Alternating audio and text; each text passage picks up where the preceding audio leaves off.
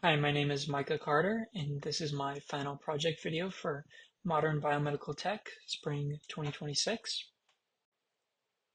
The scope of this project is to theorize a solution to a medical problem and produce an effective prototype.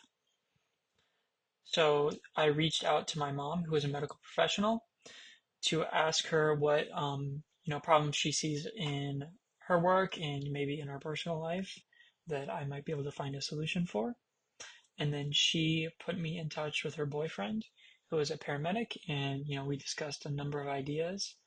And ultimately, the idea that I decided to work on was the C-collar.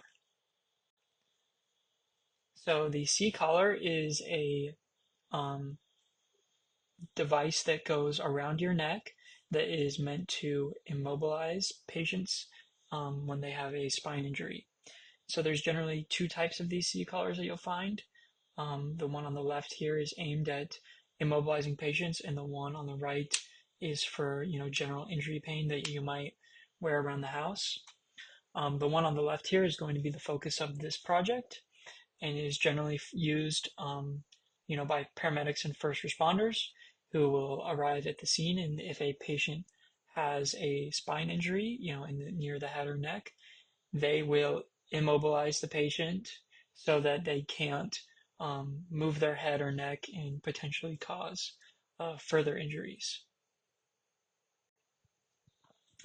The problem with the C-collar is that it's kind of a mixed bag on how effective it is, and some first responders are suggesting you use it less and less, and that it does more harm than good. And this is because it's very restrictive. It can make patients feel claustrophobic, and when they get claustrophobic, they tend to move more, they freak out, and this can cause further injury. Um, and really, the goal here is to get the patient safely to the hospital so that they can be treated. And there's not really a lot of good alternatives. One of the major ones is the board, as you can see depicted here, where they strap the patient's head to a board. But this can be worse at times because uh, any bump or push to the board, that force is going to get transferred to the patient's head or back and potentially cause further injuries. So initially, to improve it, I thought to improve the fit for the patient. So I was seeing online on a lot of C-collars, they have this what they call hook and loop type adjustment. So this allows you to basically select the size from a number of preset options and to fit around your neck. But the problem with this is that there's if the one size doesn't necessarily fit you nicely, you might have to go a size smaller to really get the tightness to restrict the movement. And then the other idea I had was to create a neck adjuster, because not everyone necessarily has the same neck length. However, when I actually got my hands on the C-collar, it had both of these features. So this is the one that was provided me by the paramedic. And in it, you can see in this image on the right that there's 4 preset neck options. And then additionally, it had a Velcro strap to allow for continuous adjustment to fit the circumference of the patient's neck. So I didn't really begin to fully understand the problem until I actually put the C-collar on myself. So the problem with the C-collar is that it really restricts your airway. And this is in order to prevent you from being able to rotate your head left or right. But it's really claustrophobic because you feel like you can't breathe as it's pushing on your throat, and it can cause problems swallowing. And this can be really harmful for the patient because you're already in a emergency situation, and now all of a sudden you have this thing on that makes it feel like you can't breathe, and this is going to make most people freak out. I know that when I put it on, I immediately wanted to take it off. I did not like how it felt, because when your airway is restricted, you your brain is going to send you signals to fix that. So this state of panic is uh, not just harmful for the patient in other ways, but it is directly counterintuitive to the goal that the C collar is trying to accomplish. Because when the patient starts moving around more, they are at further risk of injuring their neck and spine. So the solution that I came up with was to combine the C collar with some other restrictive apparatuses. So the primary one would be this type of posture corrector that connects to the torso. And then in my prototype drawing on the right, I included these like shoulder pad ideas and then like a cross strap in the back. So this was the result. This is the prototype.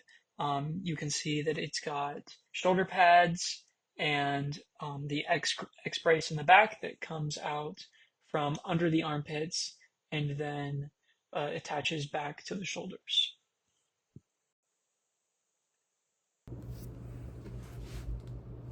You can see here in the video of me wearing it that it effectively restricts the movement in the back, and I'm not really able to move side to side except for um, like at the hips and at the lower back.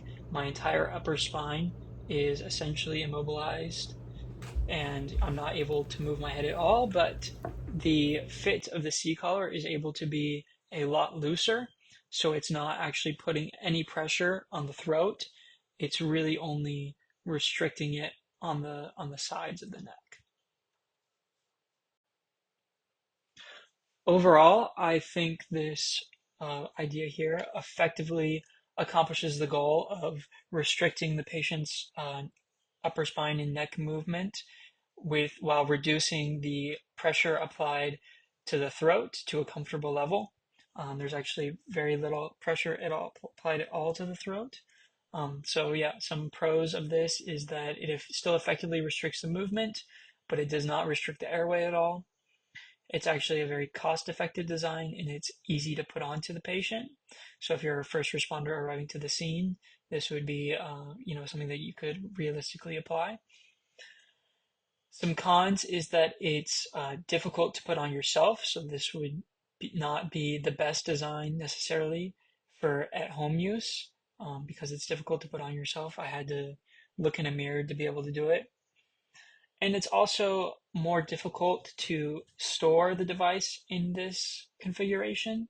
The C collar in its original form is able to lay flat and roll out.